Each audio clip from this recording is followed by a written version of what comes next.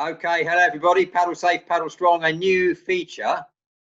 Now, water safety is a bit of a dry subject, isn't it? But then it should be dry unless it goes wrong, in which case it gets very cold, very wet, very quickly. So the purpose of this particular feature is to discuss and bring to life, hopefully in an informative and interesting way, water safety plans, water safety policies, safe paddling policies, and sharing experiences. Because as they say, no plan survives contact with the enemy. That's the military quote, but really no water safety plan survives contact with the paddler. So it doesn't matter how comprehensive the plans are, there'll always be situations that occur slightly outside the scope of any plan. And that's really where you come in. So these features are certainly not about me, and it's not really about our special guests, the first of which is Mr. Mike Haslam. It's about you and your experiences and sharing information about what you've seen, what you've experienced, and how you can help the overall piece. But right out the gate is Mr. Mike Haslam. Needs very little introduction. He has 40 plus years of experience in international dragon boating, first with the BDA and then with the EDBF, IDBF. And also before that, he paddled at a very high level and administered at a high level in relation to British canoe and kayak. So a wealth of experience there to share. He'll kick the thing off today, and then we'll get other guests along in subsequent weeks. So please, I hope you enjoy the feature, but do join us. We expect it to start small, but we hope this will gather a bit of a head of steam and pick up. But either way, it will be available either live or on our Gross Paddling Happiness YouTube site for everybody to view at their leisure, free to access, free forever. Enjoy the feature. Here we go then. So we're starting now. So good morning, good afternoon, good evening, everybody. This is our first Future Water conversation on water safety. The main speaker is Mr. Mike Haslam, who needs very little introduction, but basically the gist of it is, are our water safety plans safe? Now let me give you a couple of quick anecdotes and then we'll get into talking to Mike. In the UK, and I'm not hitting anybody over the head with a big stick here, in the UK, in the winter, we all wear buoyancy aids, inherent buoyancy aids. Yeah, we have a water safety policy, and there's some requirements that we should abide by until such times as we keep aware of buoyancy aid until those conditions are met. What tends to happen when the clocks go forward, so daylight saving time, and the sun comes out, everybody becomes inherently buoyant, takes off their buoyancy aid, and carries on paddling. And sometimes, not always, forgets to do all the other stuff as well. Now, that's one anecdote. Another anecdote is, unfortunately, we've only had a couple of fatalities in British dragon boating and outrigger paddling. One was a few years ago. I'm not going to comment on that, but what I will say is the race that this unfortunate individual, Ali Collier, a colleague of ours, died, it was a buoyancy aid race. Now, this is it. It was a buoyancy aid race. This tells me there are other races that are not buoyancy aid races. So there's a question for you. And the last one is, I was out on in fact, Dave was here. I was out on the water the other day. I was on my paddleboard. I was fixing a boat and I had some friends and colleagues. Dave was amongst them, out doing some paddling, doing their own thing. And I just joined them on a paddleboard afterwards. As I was paddling up the lake, Caldecott Lake in Milton Keynes, one of our friends capsized. Now, fortunately, it was a canoe club session and it's a requirement to wear a buoyancy aid. He may or may not have been wearing a buoyancy aid otherwise, but let's assume he wasn't. But he's wearing a buoyancy aid today, capsized his O1, and immediately had cramp in his legs. Now, because he was wearing an inherent buoyancy aid, he could hang on to the boat and sort out the cramp and wouldn't have to swim. If he's got cramp, he couldn't swim, could he? He couldn't maintain his position in the water. Because he's wearing a buoyancy aid, he hung onto the boat, sorted himself out, and eventually it sorted itself out. That would be, in terms of health and safety, a near miss. And I just wonder how many near misses there are up and down the countries, your locations, my locations. And it's just really for the want of a bit of more joined up thinking in relation to what safety policies we've got. Do we know about them? And do we abide by them? Okay, it doesn't have to be a big, thick, dusty old tome, just some sensible procedures that keeps people healthy, safe, and free from drowning. Anyway, that's just a few anecdotes. Mr. Haslam is just having his lunch there.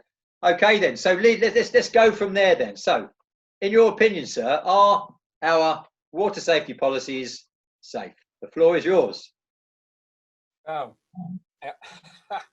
well, I mean, the fact is that humans find it very difficult to breathe when their head's in water. Yeah. We're not made that way to live in what we used to be many millions of years ago. Unfortunately, we don't have that ability. One or two people do and hold their breath for a long time. So there can never be a safe, totally safe water policy.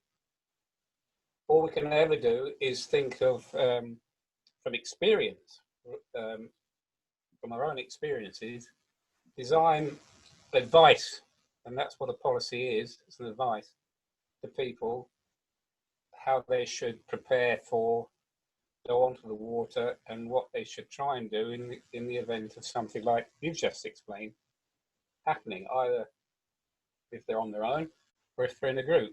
And you know, I always come to it from that point of view, not to say you must, but to say this is advice. You take the advice, or if you ignore it. If you ignore it, then you face the consequences. But what you've got to do always is look at the risks involved in what you're going to do and decide whether you can handle the worst case scenario.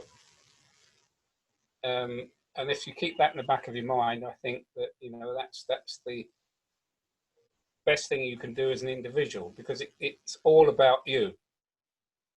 Either looking after yourself individually or having the responsibility of looking after others.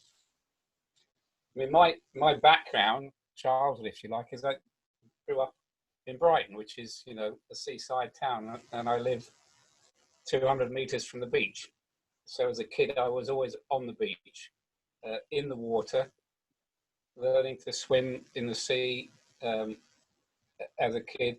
Then, you know, we would do what would be considered now very unsafe things. We would go to the local garage, get a car inner tube from a tyre, blow it up, get out onto the sea, sit in our little inner tubes and paddle out to sea, and then race between the Brighton piers, which is about a mile. And we were 10, 11, 12 years old. Yeah. No one said anything. You know, oh, so kids out there enjoying themselves. Yeah. But what you did learn is you learned by experience and mistakes what the sea and water can do. And you learned very quickly that you didn't try it on a rough day. Yeah. And you also learned very quickly of the undertow of the beaches on a rough day. So you didn't go swimming. But you only learned that by experience of getting caught in situations which could have been potentially, you would call it now, the water safety incident. Yeah. So that's where I learned, if you like, to respect and understand water, sea-wise. And I built my first kayak then when I was 14, 15, PBK 1 it was. So it was a canvas and wooden kayak that I used to paddle on the sea, not designed for the sea, of course, but who knew? Who cared? You know, these things happen. And then, of course, joining the army, I got into what we call adventure training with canoeing, slalom type canoeing, downriver canoeing, and there you learn all about obviously ferry gliding and the currents and what the rivers can do, and the difference between surfing, for example, on the sea, and riding waves on the river. So you know, you learn from that, and of course by that time, having grown up, left my boyhood behind, you start to get qualified, go on these different courses. VCU, canoeing instructor, senior instructor, I took all my courses, army courses, and so by the time I came to dragon boating, I had a fair grasp of water, what it can do and what it can't do in all different conditions, you know. And like you, Tim, you tend to forget how difficult it is when you start in a sport. How far away are you? Like, only like an hour away from the problem. Okay. You tend to forget as a coach, as an instructor, how difficult it was to do the easy things when you're a beginner. Yeah. You know, the old coach there, slalom, oh, you do this, you do that, and very glad, lean on this, do that, and it seems so simple, and it seems so easy when you're watching them, but of course it isn't. And as an instructor, you can tend to forget how difficult that was. So, you know, that's my other point, if you like. Always try and remember how difficult the easy stuff was when you started, because you've got to build confidence in the people that are with you. This is a really good point here, because you and I came through the canoe kayak. I mean, you're at a higher level than me, but we came into dragon boating from canoe and kayak. And if you're a member of a canoe or kayak club, very early on in your paddling career, you learn some basic strokes. You learn how to capsize, you learn how to self-rescue yourself and your boat. In dragon boating, we don't tend to do that. And people come into the boat and they're relying on coaches, they're relying on boat captains who are going to tell them how to do that. And this is why people are less familiar, I think, with the whole concept of water safety than they should be, because they don't necessarily have those skills. And when we take people out in single boats, I'm actually quite surprised how, frankly, often little they know about the effect of wind, waves, water, and what they can actually do with a paddle. I mean, it sounds crazy, but it is the case, isn't it? It is. It is indeed. And as individuals, you can do all that. I mean, two incidents, just to illustrate the sort of thing I'm talking about. My oldest son, Paul, who's now in his 50s, when I was with an Army youth team down in Guildford in the 70s, on the River Wye. It's a very placid, not too wide, not too deep river that runs past the canoe club there. And I was with the Army youth team, so I was there quite often. And one weekend, Paul, who was at boarding school, came to the club, wanted to go kayaking with me. And I said to him, well, have you learnt to swim now? Because the last time I'd spoken to him, he hadn't learned to swim. And I said, because, you know, you need to be able to swim. And he said, oh, yes. He said, I've learnt to swim now. So I said, okay. Tim talked about buoyancy aids. Again, in those days, we weren't that conscious about it in flat water. Slalom, yes, but flat water paddlers never used to wear buoyancy aids. Why should they? They weren't going down a rough river. Yeah. So anyway, it's a lovely hot day like it is here today. So I jumped in my kayak. Paul got in his. He had a little slalom boat. I was just paddling in front of him, maybe, I don't know, 5-6 yards. Okay, we'd been on the river, no flow, very, very calm, not very wide. And then I heard a splash, and I turned around, and Paul was out of the kayak and in the river. I wasn't too concerned because he could swim, couldn't he? So I turned around and paddled back, and I realized that he was going down, and he was absolutely floundering. So I paddled very past him, literally scooped him up with one arm, dumped him on the front of my boat. And he was coughing and spluttering, and took him back to the bank. It wasn't very far. And I said, well, you know, you can swim. Well, he said, yes, but in the swimming pool, and I was always keeping one foot on the bottom, swimming around the edge. So, you know, the lesson is never believe anyone that says they can do something when you say, okay, can you do this? Can you do that? Okay. Don't believe them necessarily. Okay. Make sure they can do it before you then take them to the next stage. I use just to cut in there a little bit, just excuse me. I used to be a detective. And in my days in the police, we used to have the ABC of investigations. A was assume nothing. B was believe no one. C was check everything. Now that doesn't mean believe everyone is a liar. No. What it means is, especially if you're talking about witnesses, perceptions. If I say I can swim, that might mean I can swim, as you say, around the edge with 1 foot on the ground. Somebody else will say I can swim across Florida Bay. You know, it depends. So, and I use that in coaching as well. Assume nothing, believe no one, check everything, or just make sure my understanding, we're on the same page about swim equals what. Because I do know some places that take boats a long way offshore, and well, I've been in boats that capsized, and people have then declared they can't swim. Okay, fine. They're wearing a buoyancy aid. They're with a secondary buoyancy aid, which is the boat. But that's nice to know that beforehand. Yeah, Yeah. absolutely, absolutely. So you know, it's as well to check, because learning to swim or doing capsize drills in a swimming pool is not the same as doing it on a river, not the same as doing it on a big river, and certainly not the same as doing it in sea conditions. So, you know, you have to make sure that the experience that they say they've got actually fits what you're going to do. And if it doesn't, you have to take them through it again. I mean, I had a similar thing in the military with out on a sea trip. We were quite a way off coast, and I'd said to the guy that I put in, you know, as my second in command, because the rest of the paddlers were all novices, about his experience and all the rest of it. And he said, "Yeah, you've done this, that, and the other." I said, "Okay, you're my 2IC. You're at the back. Make sure everything's okay." We were quite a way out, and I suddenly heard him saying, "Oh, I'm sinking, I'm sinking." I said, "What do you mean you're sinking? You know, you must have checked your boat and all the rest of it. You're a trained canoeist, you know, it's the basic stuff, first thing you do." "Oh, no," he said, "I didn't do any of that. I didn't realise I had to." Okay, now this is a guy with so-called experience. Didn't check the equipment. We had a hole in the boat. You know?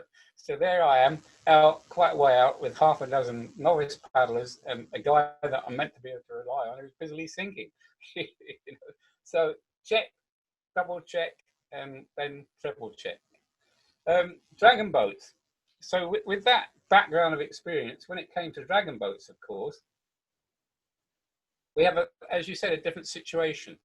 And for me, the first time we had the boats out, the wooden boats in Nottingham, the Canoe World Championships, when I had all the ICF hierarchy trying dragon boating. None of us had ever seen it or done it or anything else.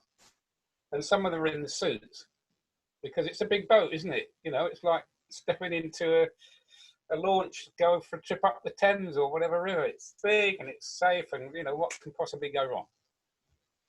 And there they are in the middle of the Holme Pierpont Regatta course, and it's quite a choppy day. And of course, water's coming in over the edge of the boat. So it didn't capsize, but it swamped. Yeah. And there they are, half the ICF executive, say some of them in their suits, slowly disappearing beneath the waves of Holme Pierpont. Have it on video. This is dress suits, not wetsuits. No, this is proper suits. Yeah, yeah.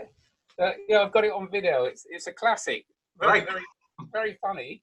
But it is a lesson, isn't it? You know, because what are you going to do suddenly with a swamp boat? You've got a lot of people in the water. You don't know if they can swim or they're going to panic or whatever. So, you know, that was my first lesson. Was a dragon boat is not a canoe, obviously. It's not a single thing, but it has bigger risks involved with it from simple situations because of the number of people involved. Yeah. So when I started to develop it as a sport, and we had the first fiberglass boats built, and starting to introduce people to the sport, I said, well, what are the issues that we've got to face? So we've got to face possibly 20 people, different age groups, different abilities, different backgrounds, different experiences, some canoeists, some not, none of them knowing anything about dragon boats. What is that going to put us into once we push off from the bank? What situations could we face? And to us now, they're obvious, you know, capsizing, swamping, people being taken ill, people panicking, whatever. So to start with, we said, okay, you know, these are the sort of issues that we're going to face, or we have faced through experience in other sports. What do we need to look at? And the first thing, obviously, to me was the person. There's one person in the boat above all the others, one person that should have the control of the boat, and that is who? General question. Is it the most experienced paddler? Is it the paddler at the front? Is it the drummer? Is it the paddler at the back? Who is it? And the answer is the helm, or sweep, or whatever you want to call it. That's the person that has the overall view of what's going on, has the overall control of the boat. And so we went from the basis of, okay, the helm is the responsible person, should be the responsible person for the crew. Doesn't matter what the experience of the crew is, who they are, what they are, the helm should be the person in charge of the boat. Therefore, what does the helm need to know to be able to look after those 20 people in a good, safe condition and know what to do if things go wrong, and what could go wrong and how should they deal with it. So that's where we started from. And, you know, it developed it from there. And I think that's as true today as it was then. If you don't have someone steering the boat that knows all about the possibilities of things that could go wrong, irrespective of the skills of the people in the boat, then you really are in a dangerous, potentially dangerous situation in terms of safety. I open the discussion. Anyone disagree? Add to that as a starter? By all means, come off mute and say what you need to say and ask any questions. What I will say is I obviously teach the subject, and whilst that's absolutely true, I also run with a 2IC at the front, because it turns out that the most likely to be injured in the capsize is also the helm. Now it depends, it's because of all the steering gear and that sort of thing. But I think it's true to say, and I've just a quick show of hands here, who here has actually done a capsize in a dragon boat with a full crew in the last, let's say, 12 months? Right, okay, well, I've done a few. And I will say also that over the last 5 years, I've probably done 30 or 40 capsizes, I should think. It's probably getting near there. All in training, I hasten to add, rather than bad steering. And I've capsized live once in the Great River Race, which is a river, it's a great river race on the Thames. It's a race that goes through London. And the first part of the race is through the city. The river is built up, so it's not sea conditions, but because there's watercraft going backwards and forwards, they create a wave, and the waves don't get attenuated. So it's like a really wavy conditions. That year, I think 12 dragger boats capsized, including mine. We'd taken the precaution of doing 2 capsizes in training, and within a mile of the start, we went over. And 2 people said to me, you know, if we hadn't have done that training, we'd have panicked. And that, I mean, I didn't need vindication, but that just people knew, and actually it was as close as I've done a textbook capsize. People did what they were required to do exactly. Nobody panicked. They got on with it, and they knew what commands were coming, and then followed the procedures. But yeah, absolutely agree. Let me clarify what I was talking about. I was talking about from the word go, if you like. Yes. With a novice crew and all the rest of it. The principles holds good for experienced crews too. Yeah. But obviously, when you get experienced crew and you're talking about a racing crew, then you will bring in other members of the crew. Yes. To be in, if you like, in the rescue team or the safety team. Absolutely. For one of the better. But I'm talking about you as an individual taking novice people that you've never seen before, first time in the boat. You're the one-eyed man in the land of the blind. Yes. Okay, you're the king. Yes. It's as simple as that. And you have to make sure that one eye is damn good, because no one else can see what you can see. They don't have the experience. Obviously, as you said, as you move on, then it changes. The capsize drill, and you made a very valid point there. The capsize drill, and it's the same in kayaking or canoeing. The first time you capsize, under instruction, even with an instructor there, standing in the water next to you in a canoe, there is a bit of a panic, because you're in that environment where you can't breathe. Yeah. And what you want to do is to be able to breathe again. And you know, the best one in the world, there will be a bit of panic. If you've got 20 people in the boat, as you say, doesn't matter how experienced they are, if you suddenly capsize, some of them will panic. Yes. That's, you know, statistical fact. You can't get away from it. So it is good to do the practices, but the practices are not the same as the real thing, are they, Tim? No. Practices are still not the same as the real thing. They're good, but they're not the answer. And so you have to still be aware that if it happens for real, it's not going to go as it was with the practice. There will be There will be some. So it's good to have your 2IC at the front. But that 2IC could be the person that actually panicked. No, absolutely. And I mean, Margaret and others who I've done drills with will tell you, I always say to people, when you mix intelligent with people with water, the first thing they forget is everything. So very often you do your, I mean, people are nodding, and that's absolutely right, isn't it? You don't know. I mean, why people panic? It could be all sorts of things. And in fact, strangely enough, in open water swimming, I do a bit of open water swimming these days.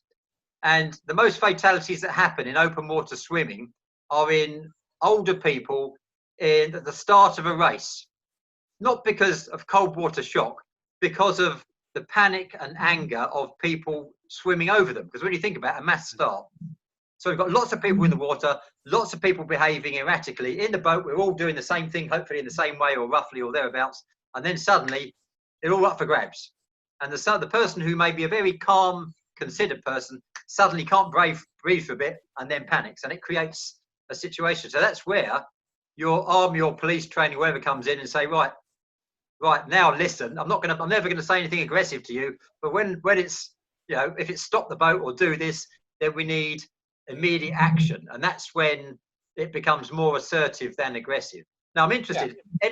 Any points in the so any other comments, any other experiences that you've got would be really interesting. So Jessica, tell me.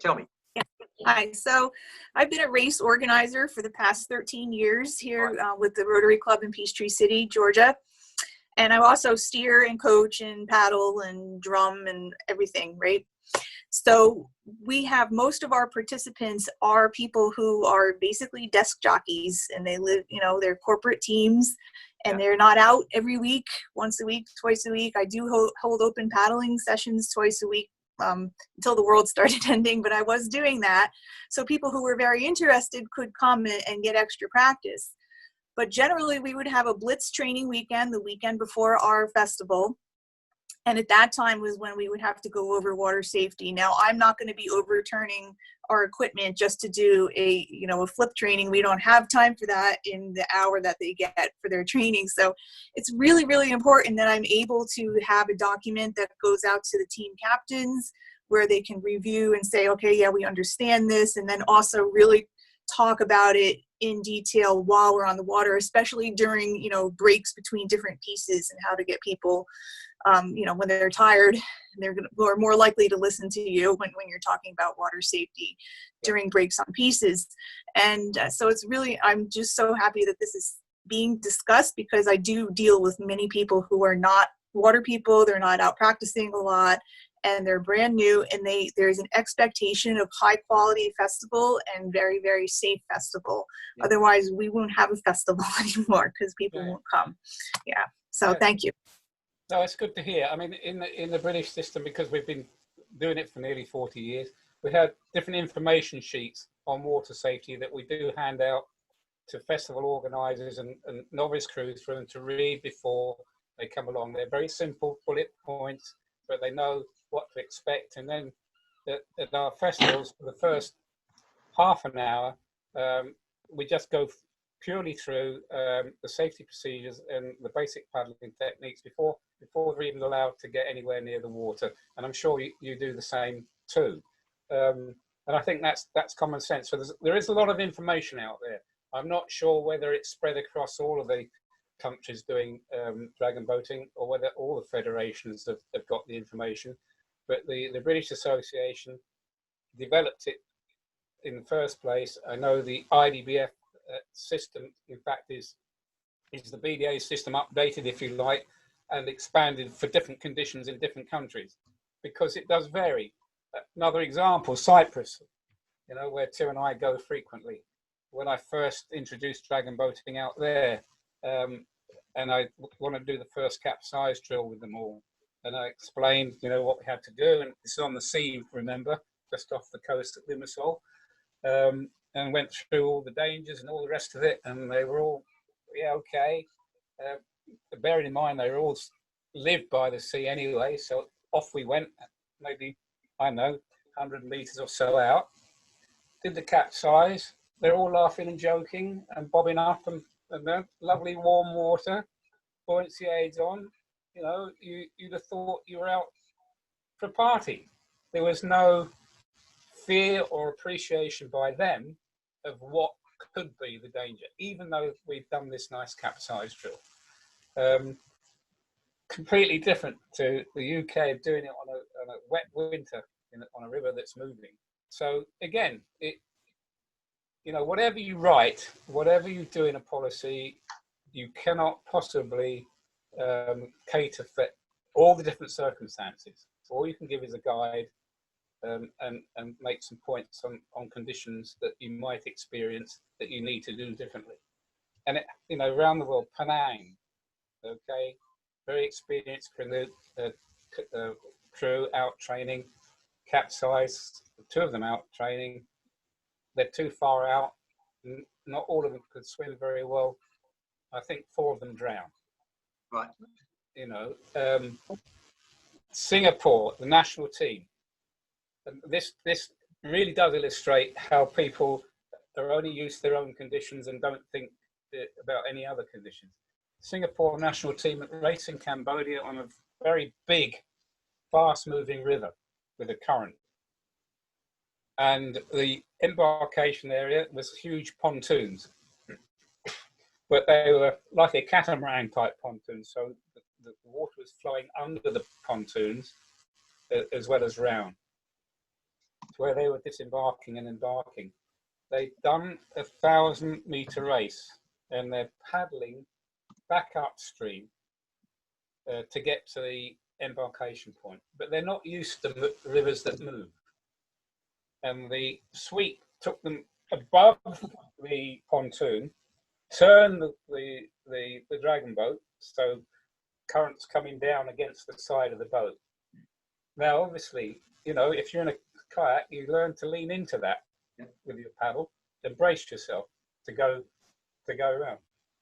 He didn't know anything about that. The boat capsized above the pontoon. Right. The crew were swept both under it and round it. Those that went under it didn't come out the other side. Right. They weren't wearing buoyancy aids. They'd never trained or practiced on a river that moved. Doesn't happen in Singapore. So that was a terrible lesson to learn. So it didn't matter that the water policies that we were putting out talked about currents and coming alongside and how to do it. They didn't take any, I don't know if they didn't take any notice of it, but it didn't sink in because they didn't observe any of that because they didn't have any experience of that. Why should they worry about it? It doesn't happen in Singapore, but it costs lives. Yeah. So, you know, that's what I say. You can have as much theory in here as you like, but it's experience in here that teaches you what to do and when to do it. Now, let me hold you there for a minute, Mike. Let's just bring in a question from Giuliano. Giuliano, tell me the correct pronunciation of that lovely name. Margaret Gugliano. Ah, Margaret. Okay, that's easy. I can do that one. Yeah. Margaret, your question. Yeah. Well, it's not really a question. It was just a comment. Last summer, the boat I steered capsized twice because the first time was the drummer. So in safety, we talk about the paddlers and everybody, you know, being safe. But what the drummer did, panicked, stood up and jumped off the drummer's seat, which capsized the boat. So the next time I got on the boat, I said to my drummer, I said, okay, whatever you do, you sit on that seat and hold it because you can ride it into the water and not be hurt. I said, if you jump off that seat, I said, you're going to capsize the whole boat again. So the next time we went down, I had a different drummer. I didn't, you know, at the beginning of a race, your race sponsors usually check all your boats. But because that boat had capsized, we actually ended up on the exact same boat. And we got rushed out in the water, so I did not take the time to check the hull. Right. Next time we capsized, it was because there was water in the hull. Because I couldn't figure it out, I kept having them stop and brace the boat, and then we got real calm, real steady. We'd pick up our paddles, and over we went. But the drummer this time held on to it all the way into the water. So they didn't get hurt at all. But I think the other safety thing as a steers person, even if they're going to disqualify me or give me extra time on our race, I'm going to not go out without checking the hull of the dragon boat. Are you saying that there was water that got into the bulkhead then, and you had to Yep. drain the bulkheads? Yep. Yeah. It's in the back. Yeah. I mean, Well, the front's easy to drain. The back, you've got to slide the boat out to drain the back. Yeah. And, usually the race coordinators do that at the beginning. But this boat had actually the exact same boat number, not the square numbers they put, but they're numbered on the side, had capsized 4 times in that race series. And they would not let us check the hull. They shoot us out. And I think I'd rather take a time penalty and check both bulkheads on the dragon boat. So as a safety thing, I think that's something that should be looked at overall. I know it takes more time, but if that particular boat would have been checked, we would have never capsized the last time. I'll tell you what, before we go back to Mike, let me just cover this. When I teach helms, steers people, I make it as a bit of a joke. I always say to them, when you're checking the boat and checking the seats and checking the integrity, make sure there's only one hole in the boat. That's the big one you sit in. Because very often when you're getting into an unfamiliar boat, you don't know the condition of that boat. I even check my own boats. That's the first point. And the other thing is, those who are familiar with outrigger paddling and certainly change racing, there is a way to get in and out of a boat safely. And if you stand up on the gunnel of a dragon boat, by launching yourself into the boat, you're going to turn the boat over. And there's even a safe way to get out of the boat. And the last point before I go hand back to Mike. These days, whenever I take out any crew, national crew, novice crew, kids crew, I don't teach capsize anymore. What I teach is capsize prevention. And it's not a play on words. The first thing we do, 10 meters from the dock, is I teach them how to stabilize a boat, brace the boat. And we do it 2 or 3 times, and I really rock the boat. And you would never go out in those conditions. If they can stabilize the boat, then the boat never goes over. And I say to people, what's the best way to deal with a capsize? And the answer is, don't have one. Now, if you're a kayaker, if you feel unstable, you go stable. And you do it one side or the other, but you learn that straight away. In dragon boat, the natural reaction, stop the boat, take the paddle out of the water, look around, wonder what's going on. Where the reaction should be, get the paddle in the water, stop the boat, hold the boat, listen for the next command. Sorry, Mike, back to you, my friend. Can I just say something? Sorry. Yeah, go. I'm speaking from experience because Tim has done 2 of the capsize drills that I have done. I can tell you the first one I was absolutely petrified because he insisted on the boat being about 3/4 filled with water. And the girl beside me was thinking, she said, are we going to sink before we capsize? And I've no idea. But in actual fact, I'm still alive. I've done it twice. But there's one thing that I always think about. My dad was a captain, Navy captain, and he said, remember that you can always drown in an egg cup full of water. So that if somebody tells you what to do where water safety is concerned, listen to them. So that's that. Yeah, I know what they're talking about. Well, Absolutely. yeah, but all that Tim has said that about stabilizing the boat, and he stands there and it's rocking, and you're thinking, oh, it's going to come in over the side, but I'm still here. So Well, yeah. That's absolutely right, and we do that as a matter of course. It's not automatic. You've got to do a capsize drill, as Tim says.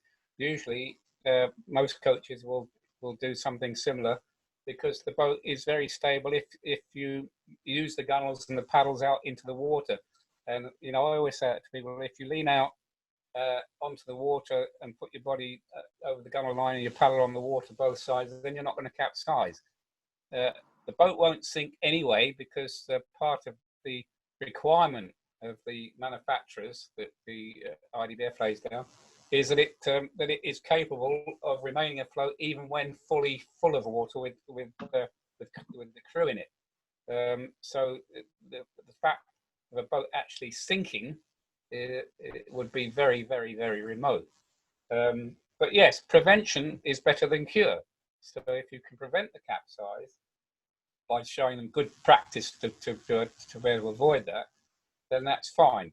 But I think also somewhere in the system, as Tim says, they need to do the capsize under controlled conditions just to have that experience of, if you like, overcoming the fear that they might have. As they've said before, the only thing to fear about fear is fear itself.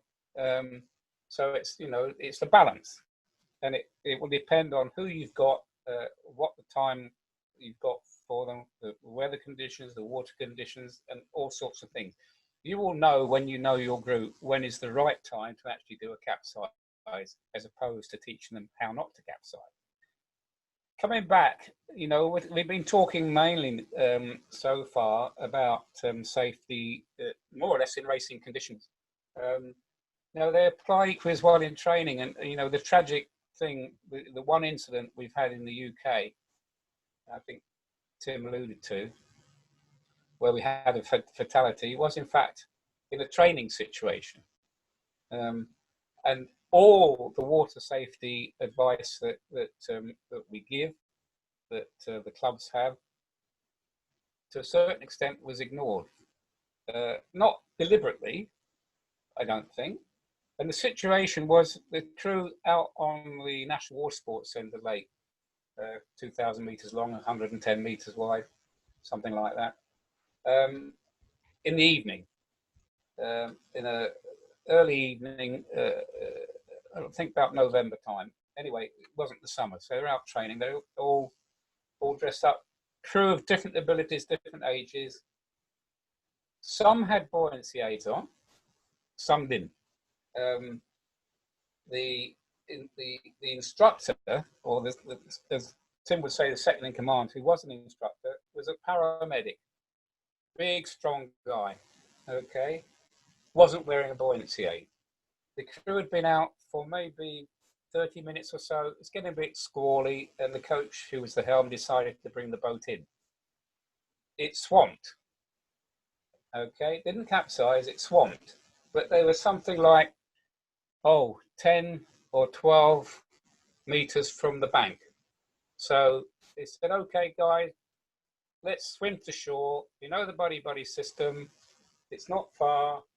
Off you go in your pairs, all as per the water safety procedure. They set off.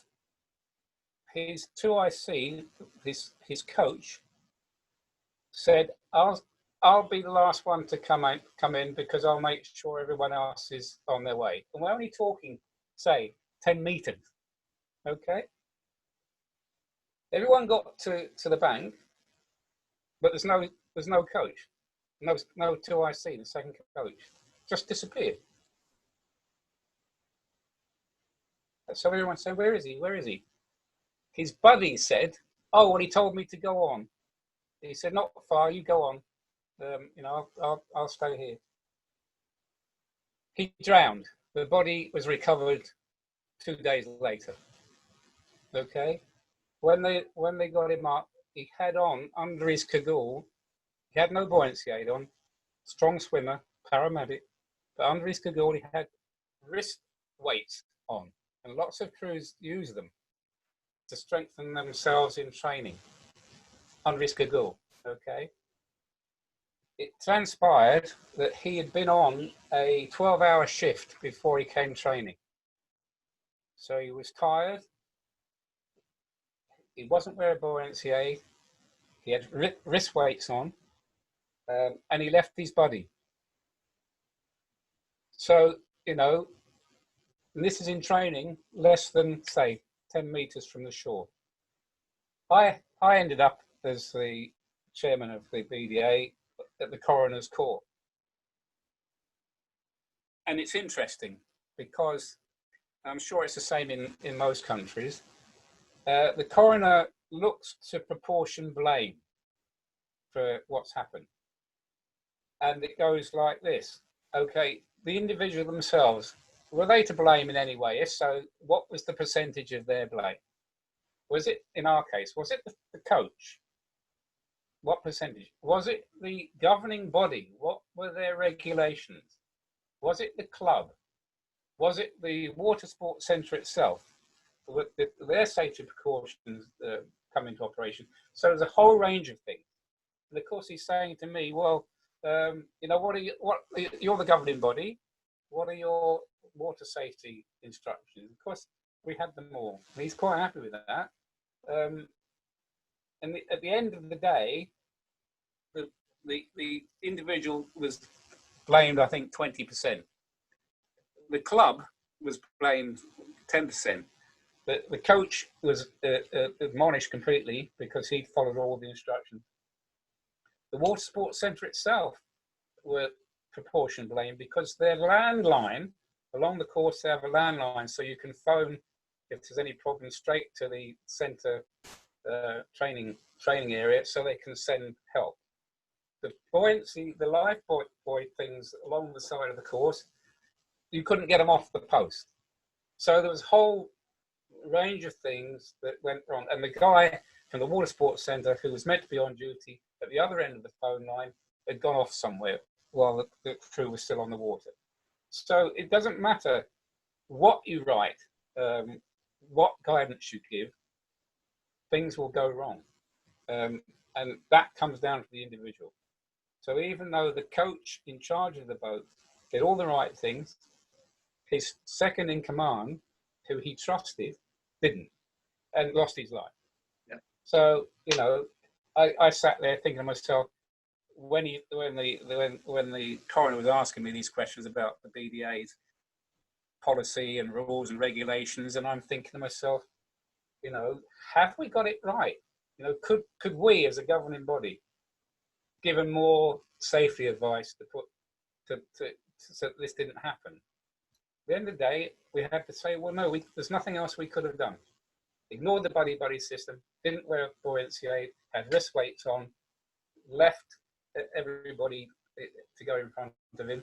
There's nothing else that we as a governing body could have done, or the coach could have done. But that's a lesson for us all. You know, training is not safe either. Yeah. And you need to be aware of the possibilities.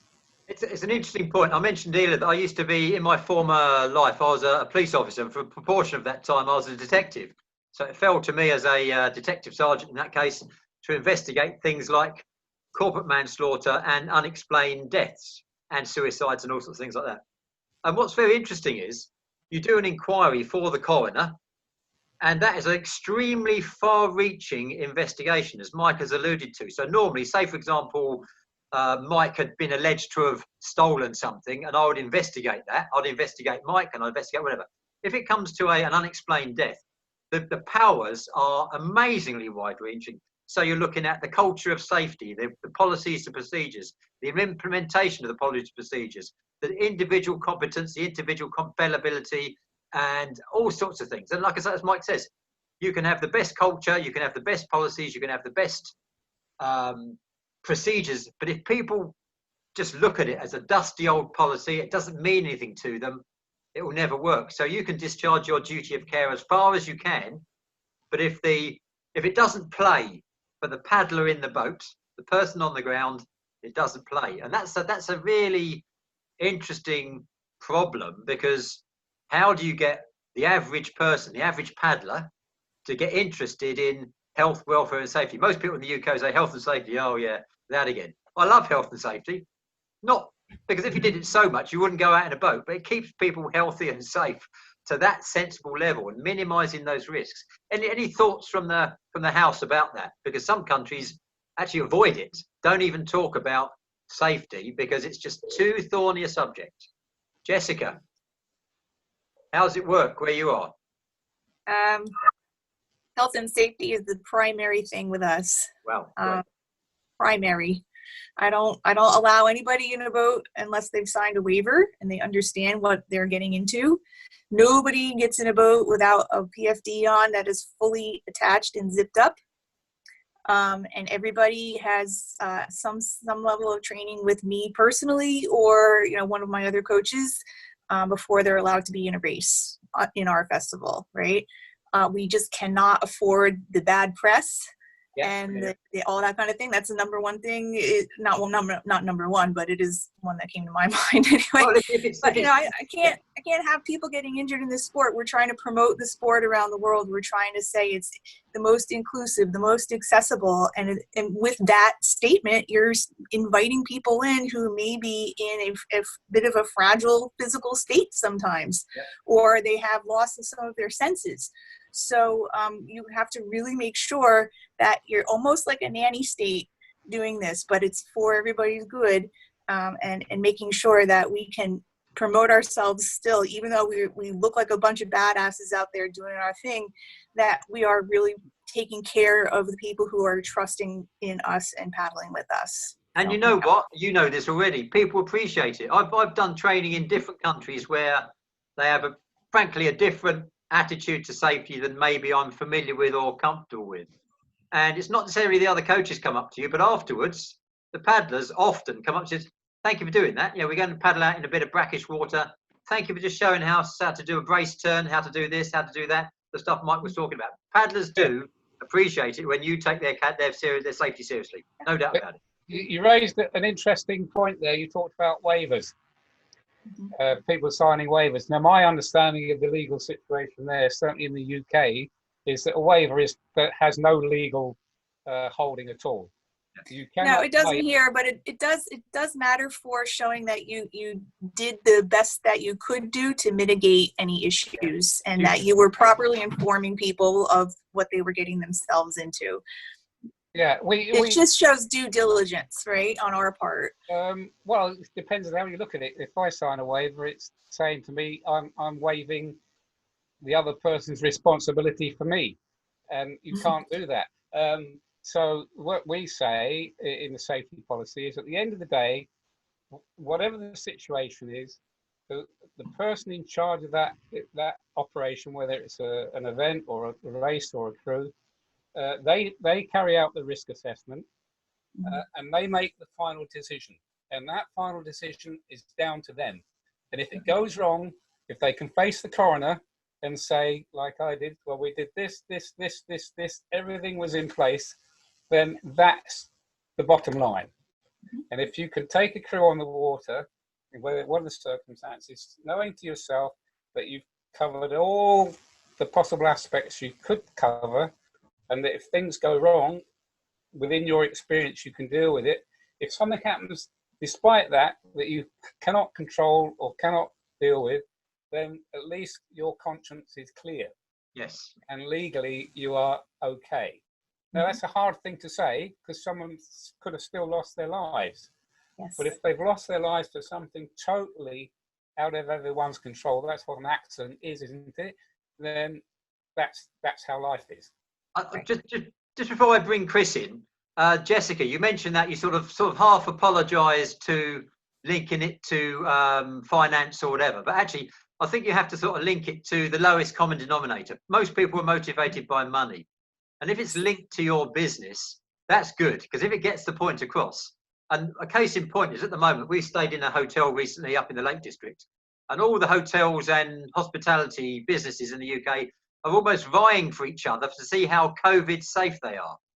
Yeah. So their business is linked to decontaminating this, do all sorts of things. And that's what people respond to. I think that's actually completely right, because if people respond to that, I've got another point I'll make in a minute. But Chris, maybe not so much in Mauritius, but certainly from your experience in Hong Kong, how does that work? Well, I was going to say there's a couple of points. One sort of based around the individual. So as a club, that we did outrigger, surf ski, and dragon boat. And particularly for the beginning of the outrigger season, we introduced a swim test. Yes. And the amount of resistance. Absolutely. Oh no, I can do this, I can do that, I'm fine, I don't need this. I go out paddling all around Hong Kong, whatever, and this sort of thing. And then you actually find out that they can't do it. Yes. And so that was a real lesson learnt there, I think. I think then there are these different situations where, again, paddling in Hong Kong, you're always in the bays, Deepwater Bay, Discovery Bay, whatever. The water conditions are normally quite flat. Yes.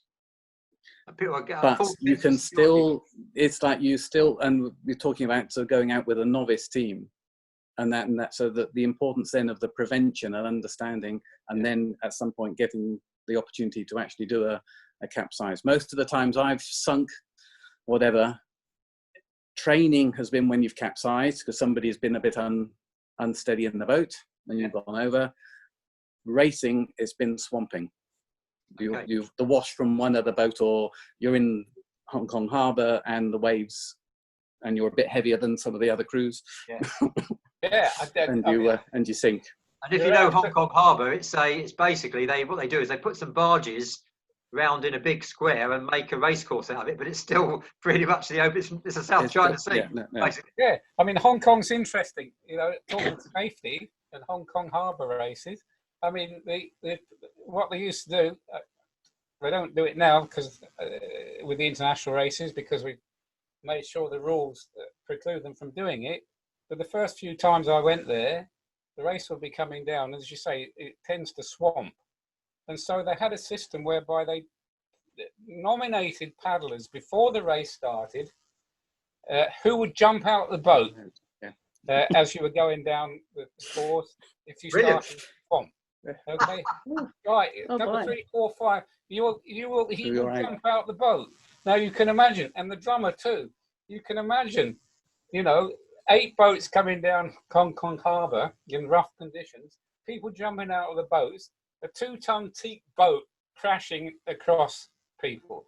I mean, it was horrendous. The possibilities of people getting hit by the boats, drowned or whatever.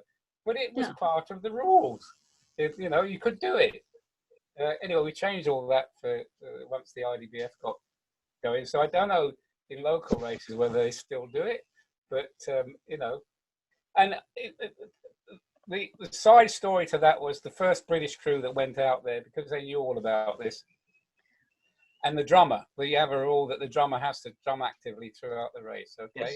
There was no such rule, and the British crew going out from here. This is a sad story in some ways. The team captain at his local branch bank, one of the tellers there was a dwarf. And he said to him, he said, would you like to join my dragon boat team? I need a drummer. And obviously, the smaller and lighter you are, the less weight in the boat. But you'll be part of the British team if you'd like to come and train with us. And this guy was absolutely delighted that he could be something in sport, okay? So they did all the training on the drum, all the rest of it, okay? When they got to Hong Kong, got on the water, the first thing that the boat captain said to him was, oh, no, I don't want you on the drum. I want you to sit in front of the drum in the boat. Yeah. Do nothing. You're just more weight in the front of the boat. If you're sitting up on the drum, your resistance. We don't need a drummer anyway because, we're experienced crew. It's just tradition. Yeah. Okay? And this guy, you can imagine, he'd gone with the British team to take part in a competition to represent his country as he would see it. And what he's told is, we don't really need you, just sit in the boat. And that to me was the worst possible thing that you could do to anybody. Yeah. So I changed the rules, said, okay, the drummer has to be on the drum and the drummer has to be active. Okay, we don't need a drummer in terms of technically racing a dragon boat, but it's a tradition and it's a part of the crew and everyone in the crew has a job to do and they should be allowed to do it. Just aside, really, it's not essentially a safety issue. Oh, and the drummer was also nominated to jump out the boat if conditions got bad. Really? Let me bring Margaret in. Margaret in the US. Yes, I just wanted to expand on what Chris was saying about the swim tests that they were doing. In the club down in Florida, the club does like what Jessica does. Twice a year we have to do safety training waivers and read all the safety things, but when we go out and practice, the home has to go through a common steps of safety before we go out on the water. We get in the boat, check life jackets, your buddy and all this. But expanding on Chris, what one of the teams down in Florida does is they get a pool and you show up in all your gear, your shoes, your life jacket, your paddle, and we dump into the pool. And then you have to like sit on the edge and like fall in. And it's amazing. They make you inflate your vest. How many people don't know how to inflate their vest? And I'll tell you what So, as well. Go on, carry on. And that was really amazing that people didn't know how to do it. And then the other thing is then they make you swim, and a lot of people found they couldn't swim with their vest inflated. So then they had to learn how to deflate them enough in order to swim. So expanding on what Chris was saying, I think that's a really good drill. A lot of people didn't want to spend the extra money for a cartridge, and then they learned it was very worth the money. Because it's absolutely great point, because with a buoyancy aid, the best way to swim is on your back. Can I come in on that and say that actually I find worrying. A life jacket is designed for initially for use on sea with yachts, when people get thrown overboard and they're out at sea and they need to be able to float and not have to swim necessarily. Okay, a life jacket in a dragon boat or a canoe, in my view, is dangerous, because you think about it, you capsize and you're under a dragon boat or a kayak, and you've got a life jacket that suddenly expands. What is it going to do? It's going to trap you in the boat. Yep. You've got a buoyancy aid on, and it is just a buoyancy aid. It's not going to restrict you, and you'll be able to move freely. As you said, once you've got a life jacket that's expanded, you can't do anything.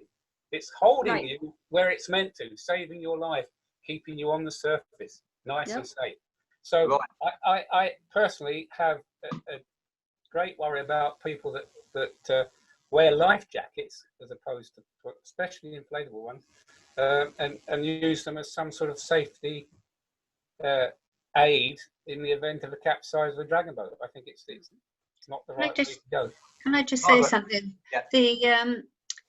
The first capsize drill that I did with Tim, we were only a few meters away from the land, in the water, and I had a buoyancy aid on, and my first instinct was to tread water, as in, oh my God, I'm going to drown, I'm going to drown, I'm going to drown. And then I realized that because we were so close to the shore, that I could actually stand and the water was only waist high. But for me, I had tested that my buoyancy aid worked and kept me safe, and I knew I wouldn't drown in whatever conditions that I went out in. I felt extremely safe to just wear the buoyancy aid because I'd tested it and I knew that it worked. So I think, like, I know that Tim has some little tiny thing that he pulls a string on. Well, to me, I think I would. That's something else. Sorry. Sorry. Sorry. I think it's that adds to the panic, isn't it? Like the other Margaret has said, that people didn't know what to do, that if it's a similar type of buoyancy aid life jacket. But let me make a couple of points. I mean, I'm going to do a whole program on buoyancy aids, because there's a lot of, frankly, ignorance about buoyancy aids and the terminology we use, because buoyancy aids will not keep you upright, head up in the water. That depends on the category of buoyancy aid. Now, in terms of the inflatable buoyancy aids, there's different sorts. If you, as Mike's saying, if you've got a buoyancy aid that inflates on contact with water, you certainly don't want that. But with all sorts of buoyancy aids and personal flotation devices, there are strengths and weaknesses of each. So I'm not here to sort of decide on anything. What I prefer to do is say to people, this is the pros and cons of this sort. This is the pros and cons of that sort. Anybody who's a less confident swimmer will be wearing an inherent buoyancy aid, which keeps you buoyant per se, no question asked. But you see what I mean? It's a whole subject that we can talk about. It is. The point I wanted to make is technically that a life jacket inflatable life jacket is exactly that. It's designed to turn you onto your back with your head out of the water, because the assumption is that you've been in a yacht, maybe hit by a crossbeam, thrown into the water unconscious. Yeah. And the life jacket is designed to roll you over, keep your head up, and keep you safe. Absolutely. That situation in a dragon boat aid would not arise, but it's a dangerous situation. Yeah. You imagine that you're conscious in a dragon boat out at sea, maybe 100 meters, 200 meters off the coast, and you think, oh, this is great. You inflate your life jacket. The next thing you know, you're being blown off out to sea, because that's what will happen to you. It will take you. If you've got a buoyancy aid on, okay, you can still swim. You can still fight the current. You can still fight the wind. Yeah. It is personal flotation aid. It is just an aid, but it will keep you afloat. But if you're unconscious and you're in the water, it's not going to turn you over. But you know, it's horses for courses. Life jackets are not designed for kayaks or dragon boats or the conditions that we're in. Absolutely. And anyway, Mark reminded. Go, sorry, Mark. Go on, Mike. Yes. No, I was just saying, as you say, that's another program. just rounding off on buoyancy aids, because we've been going for an hour already. First time I was in America, the first time I really saw the inflatable belt packs, it was a Mustang. We've got quite a popular one, Mustang M16 out there, inflated by a 9-gram CO2 bottle, same thing you put in your bike tire or whatever. And this person had it 5 years. She had never inflated it. And I said, that's interesting. Can I have a look inside and have a look at it? And she opened it up and it didn't even have a bottle in it. So you see what I mean? They've been using it for 5 years. So, and like we say, assume nothing, be low, check everything. And don't assume people know. I mean, don't treat people like idiots, obviously, but don't always assume that they know exactly what you think they're going to know. Bit about swimming. I've done this in Cyprus a few times. If you say to people in the UK, we're going to do a swimming test today, nobody will turn up for the practice. If you have a water safety fun day, that includes people jumping in the water, swinging, you take the boat out, they swim back to shore, you make a bit of a competition. If you can make it into a party atmosphere, like you're taking a bunch of kids out, and they enjoy the experience and they do their water safety stuff as well, and you have a little exercise where they safely jump out of the dragon boat and they try to tread water without a buoyancy aid for 3 minutes, and then you give them a buoyancy aid and they do the same thing. It's a hell of a lot easier wearing a buoyancy aid. And it's sometimes, you don't have to experience everything to learn it, but that's one of those things that, you know, you say to people, right, you're going to paddle, and people do this. They paddle dragon boats in Cyprus a mile offshore, no buoyancy aid. And you say to them, okay, you happy swimming with that dragon boat a mile, are you? Let's try that for a few hundred meters. And sometimes you have to expose people to a sensible level of risk before they suddenly think, yes, this could be a problem. And I haven't got a radio. I haven't even got a mobile phone to call the Coast Guard. So I'm relying on a passing ship, maybe a ship out to sea, seeing us. So once again, they're not ignorant people. They're sensible people, but they assume that a big dragon boat is too big to turn over, isn't it? Just like the Titanic, that was too big to sink. There you go. Margaret, any other points before we hand back to Mike? Okay, Mike. No, I was going to say, the hour's up and we could go on for ages. All I would say is, as I said at the beginning, at the end of the day, the responsibility comes down to whoever's in charge of the boat. Normally that would be the helm, and you have to weigh up the risks based on your own knowledge and experience and make the decisions. The IDBF water safety policy, which I've expanded over the years, covers all sorts of different situations, all sorts of different water conditions. It's now that thick, and it started off that thick. But you know, get a hold of it, have a read, add to it. I went not just from the British experience, but looked at the Canadian Red Cross safety manual and the Australian this and the South African that, and culled together, you know, the bits I thought were appropriate to dragon boating or useful. Same with Dubai, conditions out there are completely different to everywhere. So have a read, but always bear in mind that how it was when you first started, how what seemed so easy to the instructor was difficult for you. There's always a panic issue. And as we say in the military, and I'm sure same in the police, whatever plans you make for the battle, on first contact, they disappear completely because it's never as you think it's going to be. So, No plan survives contact with the enemy. Absolutely. Absolutely. Be prepared for the unexpected. No plan survives contact with the paddlers. And that's actually a flippant, but it's true, isn't it? Treating people like they're stupid, just preparing for the unexpected, just a sensible level. Okay, that's our hour up. I'm going to be returning to this, and I'm going to get more people involved because I think it's a subject to be talking about, and sort of people freely sharing their experiences. Because, like I say, the 30 plus, maybe 40 capsizes I've done, you know what? Everyone has been different. Everyone has thrown up different, interesting challenges. And what tends to happen is once they've done the capsize, my plan is for them to end up with more questions than I can answer. You see what I mean? Because what if, not if, stupid what ifs. What if this happens? What if that happens? What if we're a breast cancer team and a lot of our paddlers suffer from lymphedema, so we're not going to have the upper body strength? How are we going to deal with those compromises? Maybe we're a para team with people who are mobility impaired, whatever. Throwing up those and discussing those that won't be contained in every policy, obviously, because you can't cover everything because it will be this thick. Now, just to conclude then, we're going to come back. Margaret in US, any concluding comments from you?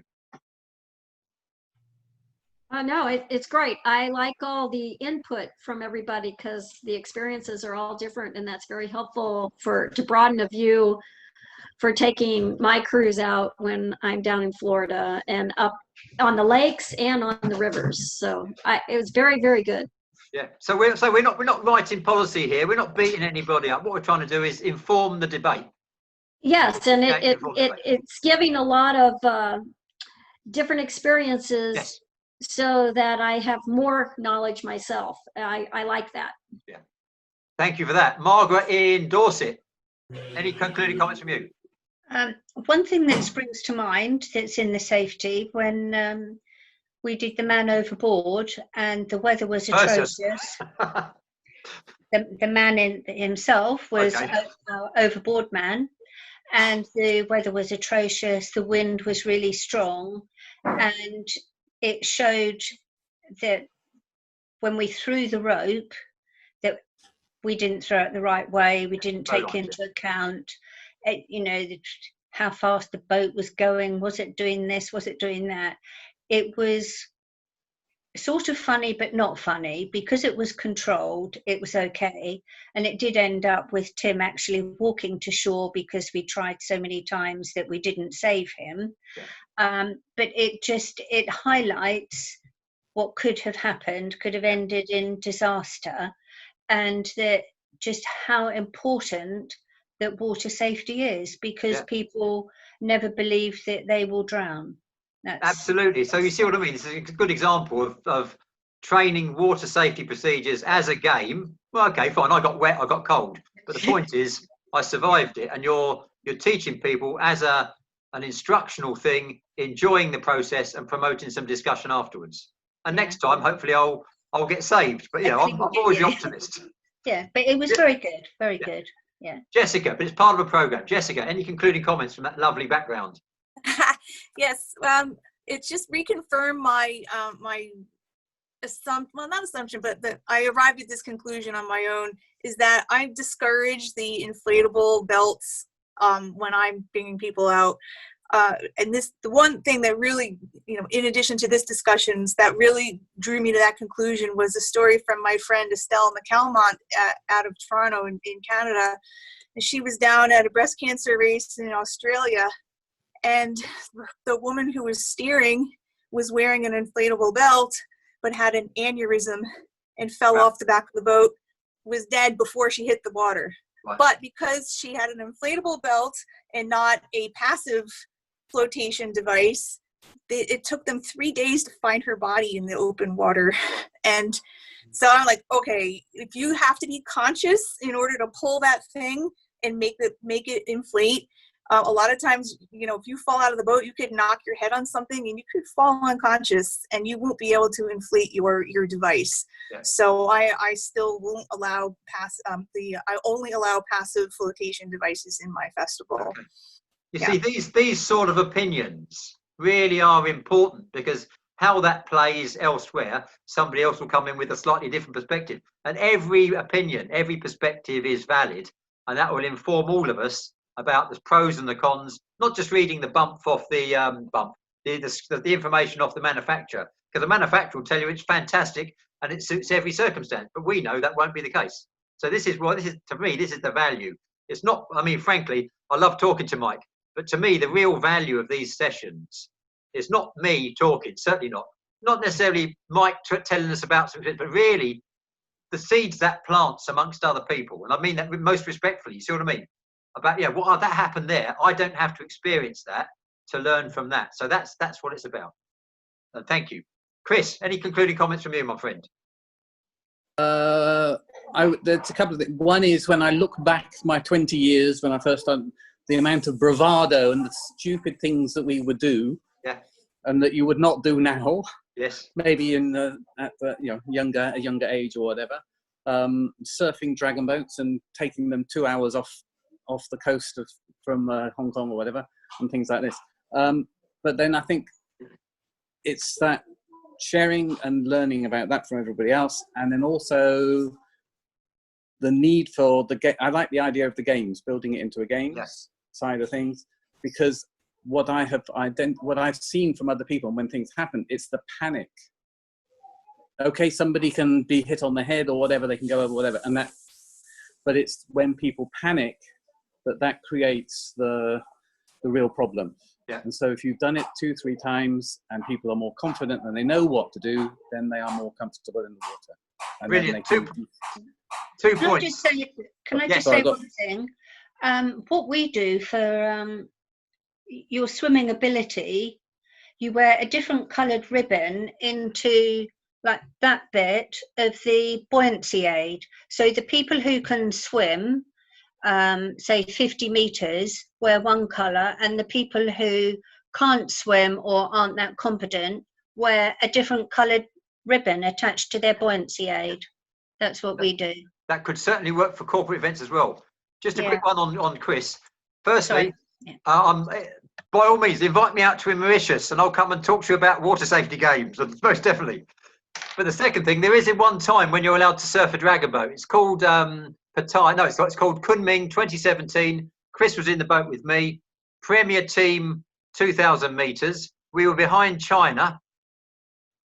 China overtook us and we surfed down their wave. Now, if you know about purling is where you've got a wave and the front of your boat is digging in the next wave. My son was steering. I've never seen anybody do this before. He surfed the boat, but the important thing is we didn't lose any speed, and because the front of the boat was in the water, we took on another probably 200 litres of water. So the boat ended up, the race, World Championship, about 200 kilos heavier. So the moral of the story is, you keep paddling, keep blinking paddling, that boat will stay up. Okay, so that's all for me. Just last one, but Chris was there. I mean, that was a great race. Lorraine, I'm not sure. Lorraine's on mute. Lorraine, are you there? Are you there, Lorraine? No? Okay, fine. In that case, that's 1 hour, 30 minutes. We're going to come back to this. I'm going to spread the word and get more people involved because your contribution is vital. So thank you very much. Thank you very much, Mike, for taking the time. Thank you to all of you for taking the time to join with us from different parts of the world. We will be back. Thank you. Thanks, and have a lovely day. Thanks, Tim. Okay, there you have it. That was episode 1 with Mr. Mike Haslam and guests. Are our water safety plans really safe? Or in other words, no water safety plan survives contact with the paddlers. Now, it doesn't matter how comprehensive we are when we're writing safe paddling policies, water safety plans, water safety policies. There will always be contingencies, situations that slip through the gap, so to speak, and other situations that we've not considered. So really, this is what this feature is all about. It's not going to cover every possible situation because, as we say, as soon as you add human beings to any crisis or situation at all, then things go right, things go wrong, and you should expect the unexpected. Okay, so that's what this is all about as well. Next week, Mr. John F. McDermott, a good friend of mine from Chicago, the Greater Chicago Dragon Boat Club. He is chief coach there. He's also the founder of the club, and also more recently was one of the chief architects of the US COVID-19 re-entry guidelines, which have been adopted by the USDBF and more recently by the IDBF as well. It's a roadmap. It's not a totally comprehensive plan about do this, do that, do the rest of it. It's a collection of experiences and guidance from practitioners and real experts, especially on the medical side of things, that particular guide, that's well worth looking at, well worth discussing. Because as we, as organisations, countries, groups move back into Dragon Boat, there's no real reason that we have to experience the whole thing for ourselves. There's no reason why we can't learn from others. There's no reason, just to restate it, that we should be reinventing the wheel or reinventing dragon boating when others have experienced it a few steps ahead of us. So there we go with that. So next week, it's going to be Saturday, the 8th of August. It's going to be 1600 hours UK time. I'll send out some messages, Facebook, etc., on the different time zones, and I'll send out the Zoom codes as well. Please join us. Enjoy, advise us of your experiences, share your experiences, because that's really the key ingredient in all of these discussions. But in the meantime, have a good week, my friends, and please do paddle safe and paddle strong. See you again. Cheers.